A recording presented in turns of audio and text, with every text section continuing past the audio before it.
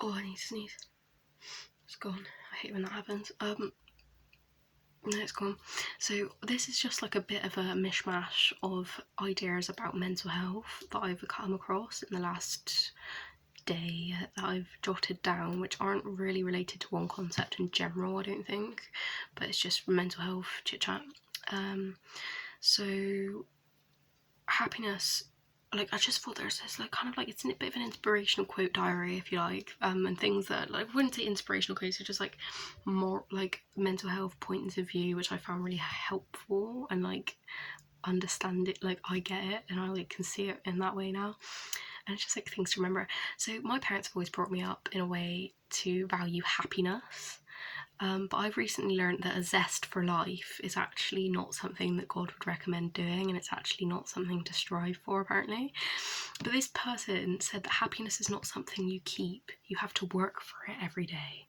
And I literally can see that. Like, it's not, happiness is like a thing that you get from certain stuff. I get happiness from making this video, but I don't keep that happiness. I get happiness out of it, but then it goes away, and then I do something else to make me happy. Like separate my hamsters from killing each other. Sorry, that's my hamsters killing each other.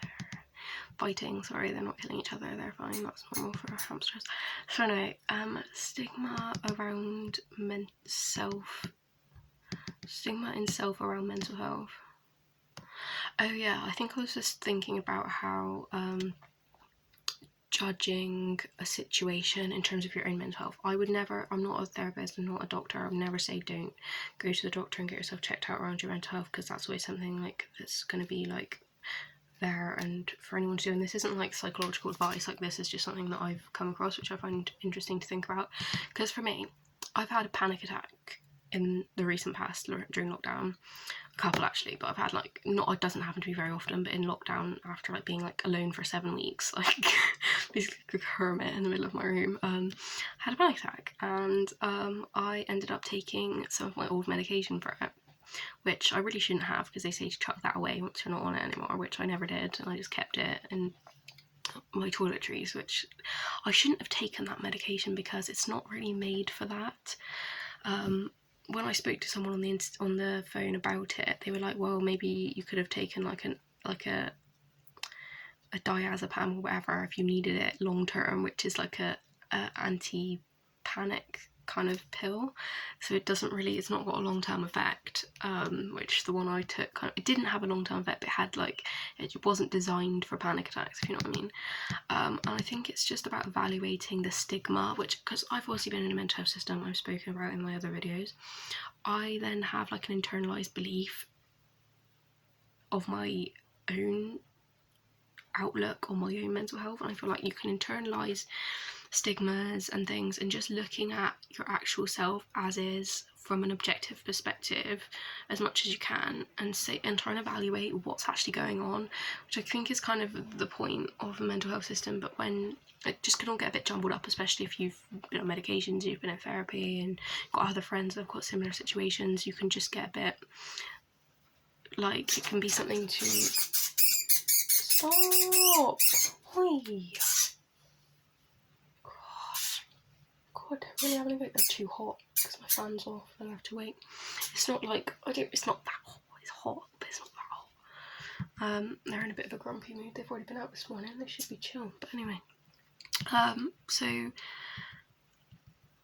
I think this is kind of an obvious thing, I'm not trying to segregate myself in this though, because I feel like it's something that a lot of people have to think about, because I've seen other videos about it, and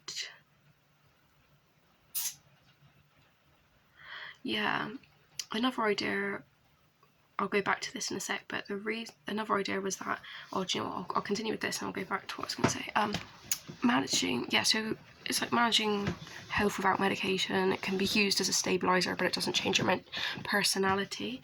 And I think a lot of things that I went through in my mental health kind of, but the fact is, like, when you have mental health issues, it affects the structure of your brain, it affects how you are, it affects, like you could say, your personality. Obviously your personality is going to change throughout life. Sometimes you'll have like, obviously you'll be yourself, but different parts of yourself come out if you go through that situation. And yeah, I think it's just about, like, managing health without medication. It can be used as a stabiliser, but it doesn't change your personality. And I think a lot of things that I went through in my mental health kind of, but the fact is, like, when you have mental health issues, it affects how you are, it affects, like you could say, your personality. Obviously you'll be yourself, but different parts of yourself come out if you go through that situation. And yeah, just kind of looking at the factors, which I would do, but like kind of, I don't want to be like make this like a therapy thing, but for example, if it was my situation that was stressing me out, which obviously lockdown was stressing me out, I would be like, okay, well I can change that situation, go save my family, which would be an option at that time. But trauma, if it was about trauma, like leaving time for it to be processed, but if I was having like a panicky moment at that time, or anxiety for it being short term.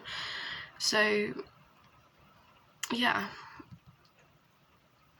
this is not a idea, it's not like if you need a medication, like don't, but I think there's sometimes, I heard this thing saying that it, like, I think mental health and the way the mind is, it's like it's not going to be one pill fixes all kind of situation. Like I think there's, and don't get me wrong, people need medication sometimes, and I needed it in the past, but medication aside, like there's so many things that go into mental health, like, you know,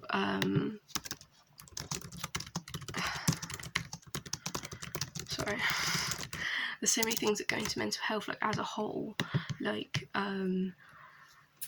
you know, like physical health, maybe exercise, social stuff. I've talked about a little bit on this, but like general mental health. Now, I'm not talking about a mental health service or therapies or anything, or I mean, therapy can be part of it, but just having a lifestyle that you enjoy, that works well with your personality.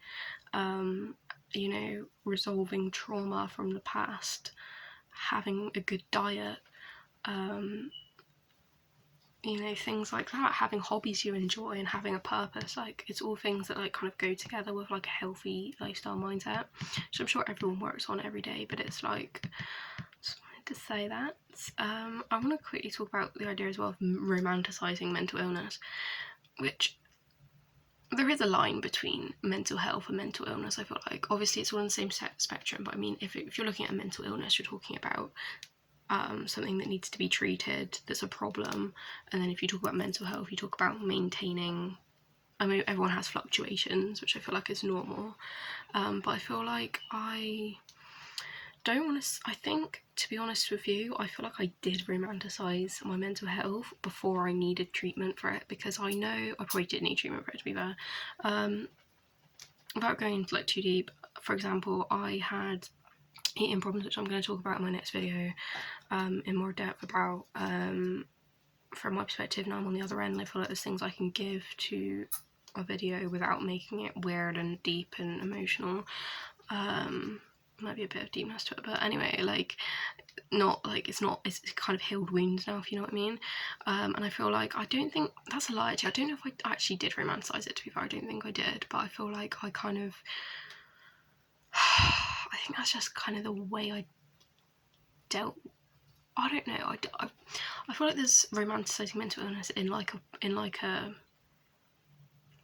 you can just do it in a lot of ways. I would just say don't do that as much as you can, but like obviously sometimes that's like the way people like deal with stuff. Like if you have to deal with a situation, like you might like ingrain it into your self a bit. Not ingrain it into yourself, I don't know.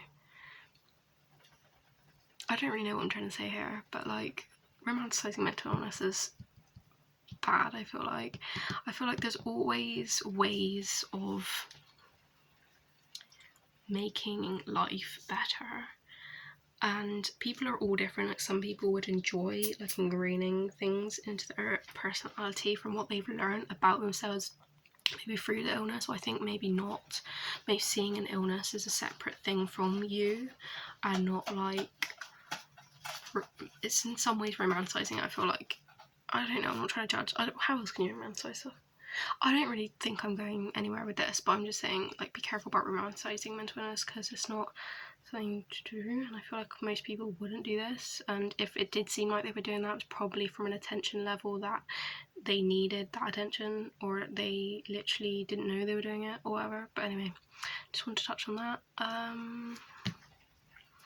And the last thing I want to say is about God again, which is that I feel like I have mentioned this in my channel as well, which I'm saying that I feel like I've seen God as a person, like a human being in the past, where now I see him as like an entity, and like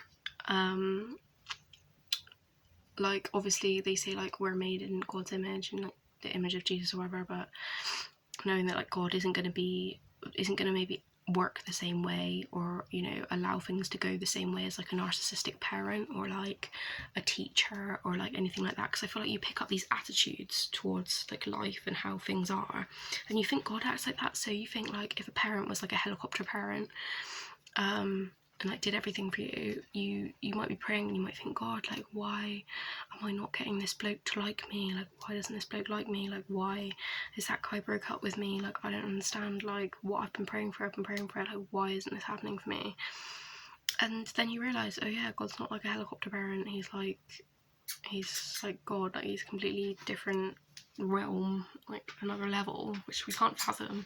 But the fact is, he doesn't act like narcissistic parents and stuff. Like, he doesn't have those levels. Or maybe he does, I don't know, because you just never know. But it's like, he doesn't act, things don't come off like that. So this is why we don't have his job, and we ain't got to worry about all that stuff. But life is life, so there we go. That's the end of my video. I'm going to do a video next, so just have a look if you like. I've done a couple today. Bye.